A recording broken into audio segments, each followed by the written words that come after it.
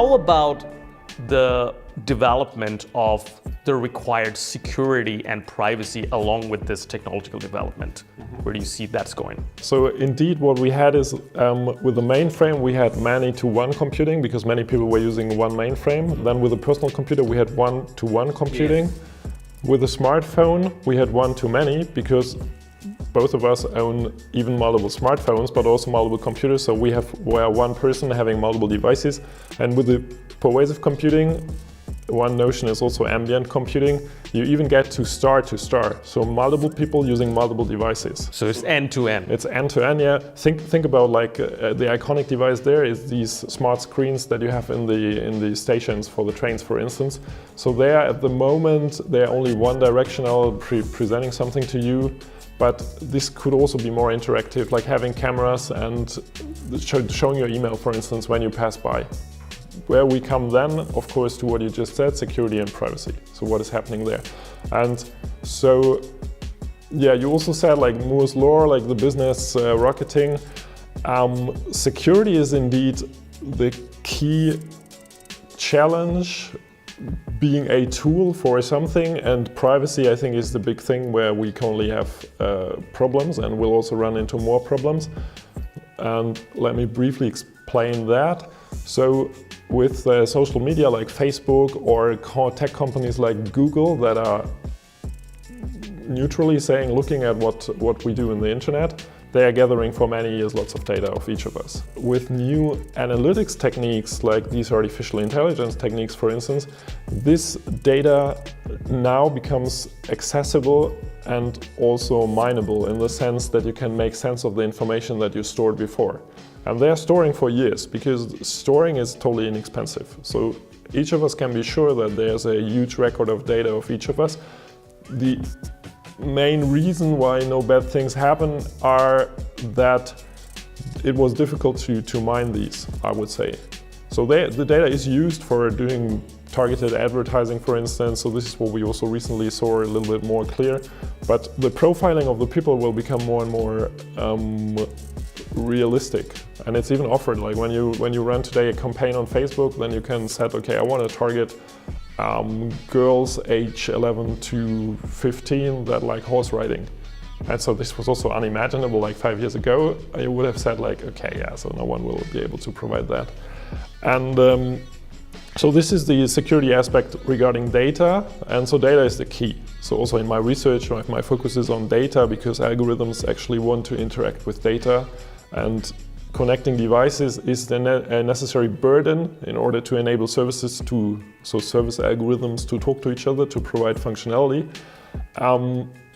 And security is currently a problem on all levels. So it starts with the actual devices, and then you have to pair these devices, you have the heterogeneous protocols in between, you have the different vendors that do not interact with their security solution if they offer security solutions, because security is something that people don't want to pay for, because it's something they don't see. As long as nothing breaks, why do I need it? I mean, it's not functionality in the positive sense, like, okay, I have 50 features plus security, and security is a big buzz, why I buy it.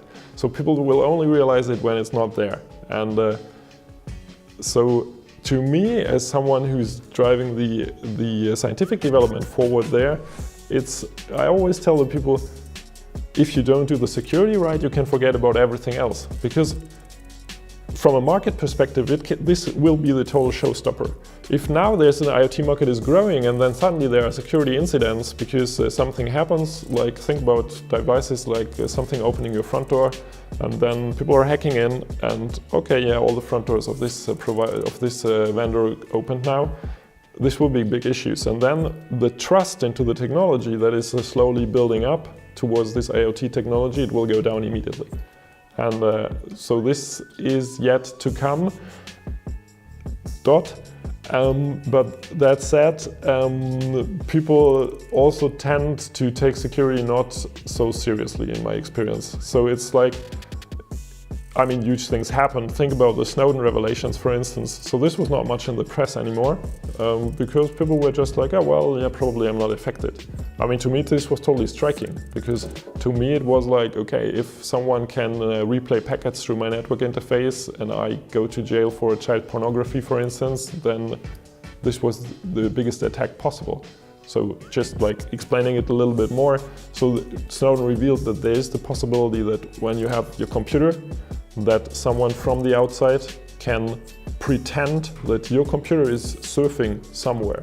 And so one attack there would be that you are made surfing, for instance, in Germany and luckily also in the rest of the world, big issue like surfing child pornography is an absolutely no-go and it's hard prosecuted for good reasons.